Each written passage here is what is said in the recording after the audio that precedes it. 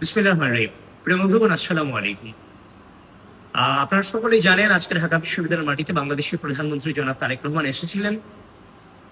তো নিঃসন্দেহে এটা আমাদের কাছে একটা উচ্ছ্বাসের বিষয়। আমার দুটো প্রোগ্রাম ছিল, একটা সিনেটে, একটা সমাজ বিজ্ঞান ভবনে।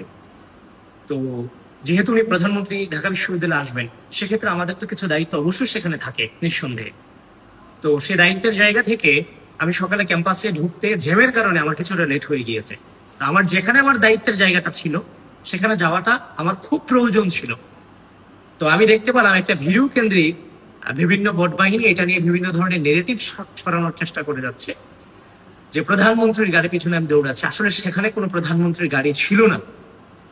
আমি লেট করে বিশ্ববিদ্যালয়ে আসার কারণে আমি আমার জায়গায় যাওয়াটা আমার খুব জরুরি ছিল, যার ফলশ্রুতিতে আমি দ্রুততার জন্য আমি যে দৌড়ে ওই জায়গাটাতে যাওয়ার চেষ্টা করতেছিলাম।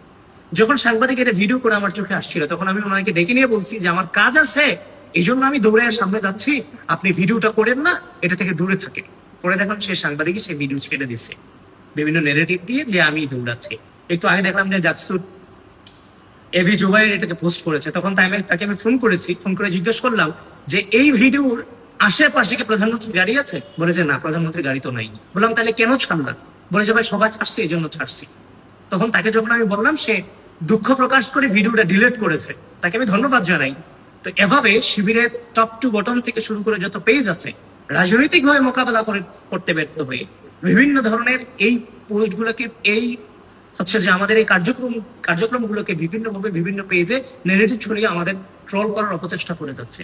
কিন্তু ঘটনা হচ্ছে, আমি যখন দৌড়ে যাচ্ছি সেখানে আমার দায়িত্বের জায়গা থেকে আমার ওইখানে যাওয়াটা প্রয়োজন, সেখানে আমি দৌড়ে সেখানে যাচ্ছিলাম। তো সেখানের আশেপাশে কোনো প্রধানমন্ত্রীর গাড়ি ছিল না।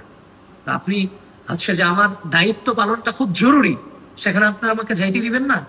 আমি কিভাবে সেখানে গেলাম সেটা নিয়ে আপনি নেগেটিভ দাঁড়া করাই দিলেন। আপনি জানেন সেটা, কিন্তু আপনার রিচের কারণে আপনি আমার নামে মিথ্যা প্রভাবনা ছড়াবেন। আরে ভাই, আমি যদি দৌড়াইও যাকে শখের প্রধানমন্ত্রী বানাইছি, যার জন্য আমরা চেষ্টা করেছি, যিনি বাংলাদেশের প্রধানমন্ত্রী হবে, আমরা আমাদের রাজনীতির জীবনে এটা স্বপ্ন দেখেছি, আমাদের স্বপ্ন পূরণ হয়েছে। আমরা যদি দৌড়াই তাহলে প্রধানমন্ত্রীর গাড়ির পিছনে দৌড়াই, আমরা তো কোনো যে রিক্সার পিছনে দৌড়াই না। এটা কেমন কথা? আজব ব্যাপার।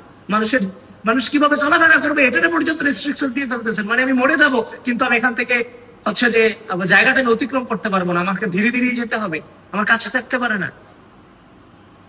প্রিয় বন্ধুগণ, আপনারা ভুল বুঝবেন না। এই বট বাহিনীর যে অপপ্রচারে গা ভাসাবেন না। ধন্যবাদ সবাইকে। আসসালামু আলাইকুম।